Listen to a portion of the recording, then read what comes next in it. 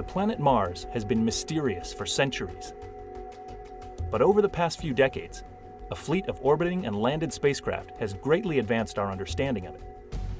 Based on this knowledge, Mars scientists are now ready to take the next big step, bringing Martian samples back to Earth, where the full power of our terrestrial laboratories could be applied to unlocking the story of the red planet's geology, climate, and especially its potential for life, either in the past or even today.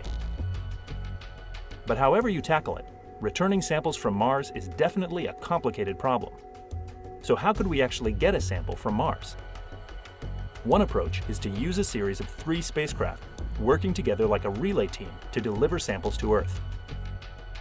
NASA's next Mars rover, currently in development and planned for launch in 2020, will acquire a set of carefully selected samples of rocks and surface material and store them in sealed tubes for possible return to Earth. NASA and the European Space Agency are now working together to explore options for a pair of missions that could take the next steps to bring these samples back. In one scenario, after the Mars 2020 rover has placed its collected samples on the Martian surface, a second follow-on mission would land nearby, deploy a small rover to fetch the samples, and bring them back to the lander, where they would be loaded into a container and placed atop a small rocket. The rocket would then lift off, carrying the samples up into Mars orbit. Waiting in orbit would be a third spacecraft, an Earth return orbiter, that would find the samples in space, catch up with them, capture the container, and bring it back to Earth. With Mars samples safely back on Earth, scientists around the world would be able to study them in state-of-the-art laboratories for decades to come. The payoff of a sample return would be a breakthrough in our understanding of the history of Mars and of the potential for life beyond our home planet. Hi, I'm Raquel Villanueva here at NASA's Jet Propulsion Laboratory. Now, it has been a dream of scientists for generations to bring back samples from the surface of Mars. Now, right now, the Mars 2020 rover mission is laying the groundwork for that to happen. And that's why I'm in the In Situ Instrument Laboratory with Jessica Samuels, and she's here to tell us what's going on here. Well, we use this facility to develop and design our hardware and software systems for our Mars mission. And how does the sampling system work? So we have a drill on the end of our robotic arm, and as we are drilling the surface of Mars, we will be collecting pieces of Mars into the sample tube at that time. We'll then transfer that sample tube into the inside of the rover and then seal it for storage as we continue to explore the surface. After we've collected a diverse set of samples, we will drop them off onto the surface and then have them there for our future sample return mission to continue. Well, I know you have some tests to keep doing, and I'm actually going to go check out the next phase at a different lab. We're in a testing lab affectionately known as the Sandbox, and I'm here with Austin Nicholas. Now, can you explain how we are going to bring back samples from Mars? So starting from after 2020 has deposited tubes on the surface, there are 2 more missions to go in bringing the tubes back to Earth.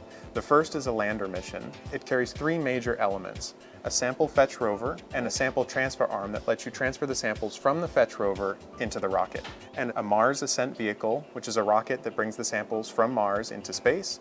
Meanwhile, the orbiter has also launched from Earth in 2026 and is making its way towards Mars, and it'll be in position by the time the rocket's fully loaded. The orbiter will then go to the sample container that the rocket's put into space and then capture it, ultimately bringing them to Earth in 2031. That sounds complicated. It is complicated, but fortunately we're not doing it alone. So we have a great partnership with the European Space Agency, and they're providing some major pieces of this mission. Within NASA, we've actually got a number of centers working on all of the different pieces. So we're partnering with Marshall Space Flight Center for the Mars Ascent Vehicle, Langley and Ames for the Earth Entry Vehicle, Glenn for the Sample Fetch Rover wheels, and we're partnering with Goddard for the orbiter payload. And so there's really it's a whole NASA effort to get Mars sample return done. Sounds like there is a lot of work to be done, but this all kicks off with the launch of Mars 2020 this summer in Cape Canaveral, Florida. And there's lots of excitement here as we get ready to make history.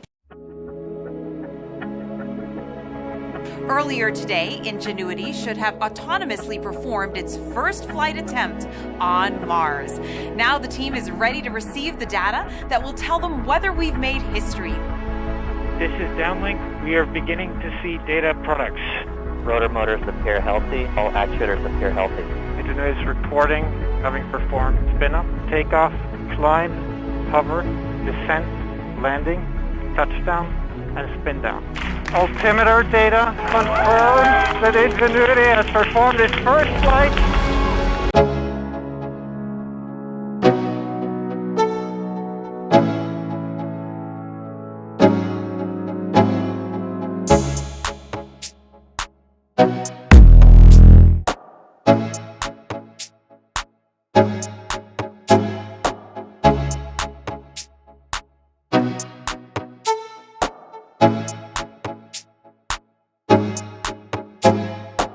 Flown a rotorcraft on another planet.